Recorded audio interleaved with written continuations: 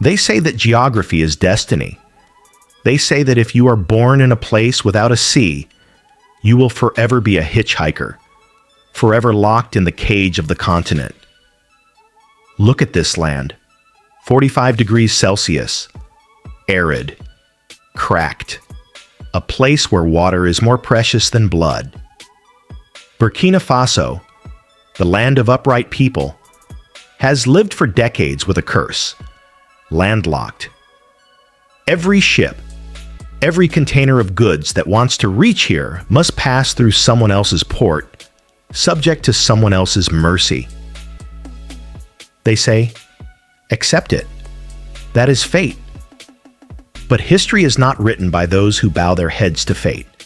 Captain Ibrahim Traoré has thrown a declaration in the face of the world that made the West laugh, and experts call insane. If the ocean won't come to Burkina Faso, we will carve a bloody path to bring the sea into the desert. You heard that right. A seaport in the heart of the Sahara, a 15-kilometer artificial canal with simulated tides. Is this the delusion of a dreaming dictator, or a genius masterstroke to break the chains of modern slavery? Today, we dissect the most insane project of the 21st century in Africa. Why do this crazy thing? The answer lies in the cost of suffocation. When you don't have a seaport, your economy breathes through someone else's nose. Every time the border closes due to politics, Burkina Faso is paralyzed. Medicine prices skyrocket.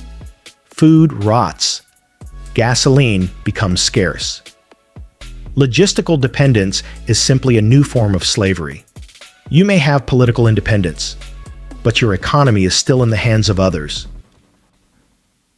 Previous leaders chose the safe path: be obedient, beg for aid, and accept the status of a backyard nation. They used borrowed money to buy temporary peace. But Traoré belongs to a new generation of Africa, a generation that refuses to kneel. He understands that to be sovereign, you must be strong. And to be strong, you must control the road to the sea. The Desert Port Project is not just concrete and steel. It is a revolution of the mind. Traoré said, Africa's problem is not a lack of resources, but a lack of belief. He wants to prove that. The people of Burkina Faso can do what the world says is impossible. Let's talk engineering, because this part is like science fiction. How do you dock ships where there is no water? The engineers designed an artificial tide system. They use massive 120 megawatt pumps to force water in and out in cycles, simulating the breathing of the ocean. No moon to create tides? They use machines to replace the moon. This is an act of hacking nature. But the Sahara Desert is not a welcoming host. Temperatures of 45 degrees melt electronic circuits. Concrete dries too fast, leading to cracks as soon as it is poured. And the most terrifying thing, sand. Sandstorms arrive to bury a whole week's worth of work in a single night. There were times when it seemed the project had to stop. Water leaks, unstable pressure, pump overload. But it is in adversity that human spirit shines. They didn't quit. They changed the heat-resistant material design. They reinforced the canal walls against erosion. They learned to compromise with the desert instead of fighting it. $1.2 billion. This figure accounts for 7% of the entire nation's GDP.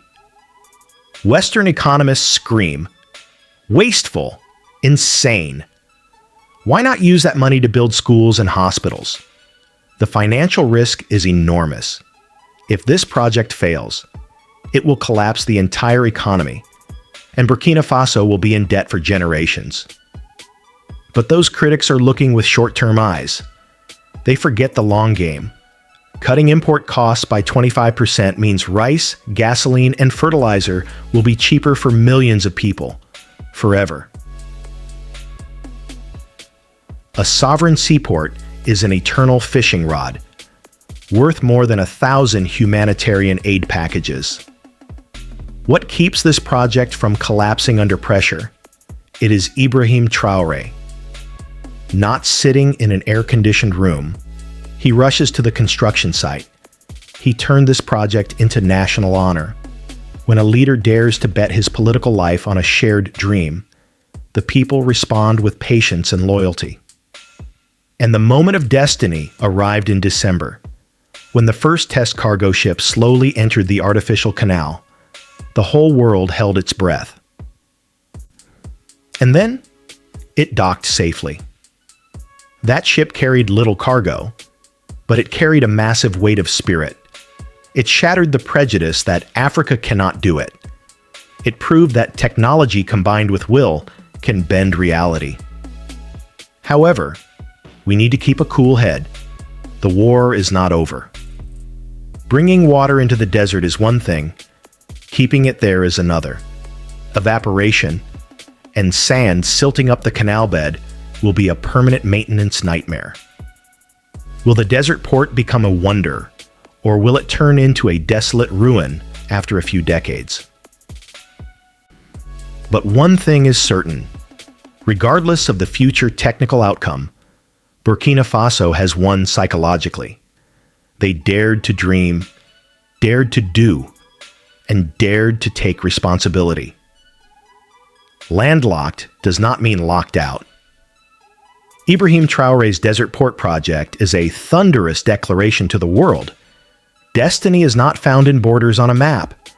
Destiny lies in the mindset of every human being. What about you?